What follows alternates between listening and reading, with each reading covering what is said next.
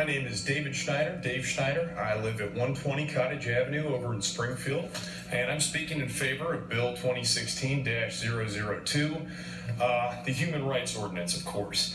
I'm a graduate at University of Florida, lifelong student of history. Go Gators.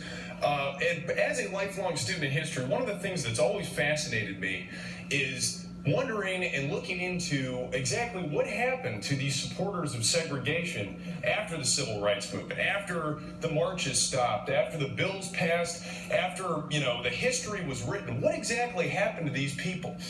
The fact is, if you hear a lot of people in my grandparents' generation talk, and frankly, a lot of your generation talk, it sounds like there were no supporters of segregation. It sounds like just about everyone was out there marching with Martin Luther King, sitting down with Rosa Parks, getting their skulls bashed in, marching with civil rights protesters. You particularly hear this from white people, especially down here in the South. White people who say, look, yeah, I was out there with Martin Luther King. I was on the right side of history.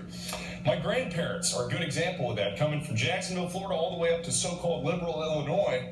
My grandparents all, now after the fact would have claimed, yes, I was a big supporter of civil rights protesters. But the bottom line is, when I actually started looking into that, and I think, when all of us kind of really reckon with the historical record, we know that's simply not true. And Jacksonville knows it better than most. As the city, when Martin Luther King was deciding whether or not to go and stage his historic stand against segregation in St. Augustine or Jacksonville, we know that he couldn't come to Jacksonville because the majority in this city was so violently opposed to civil rights and so violently opposed to progress that they bashed the skulls in of civil rights protesters just outside these doors in Hemming Park back in 1960. We know that's the history of Jacksonville. It's a history that we have to reckon with to this day.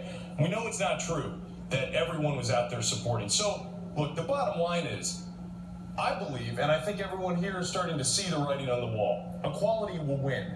And the reason equality will win is that the people united will never be defeated. It's something I believe, and it's something that every brave gay, lesbian, bisexual, transgender, and queer protester, going back to Stonewall and before to present day, who've suffered untold amounts to get us to this point, the victory will be theirs. The final victory will be theirs. So the question that the council has in 2016 is, how's it going to be? Are you going to look back and be one of those people that says, after the history's written, after equality's won, because look, we're going to win, okay? The movement for equality, the movement for civil rights, the movement for progress and for freedom is always going to win. Do you want your grandchildren, do you want to lie to your grandchildren? Do you want to tell them, yeah, I supported it, and they can go and look up the historical record, or do you want to do the right thing and be on the right side of history? Thank you very much. Thank you.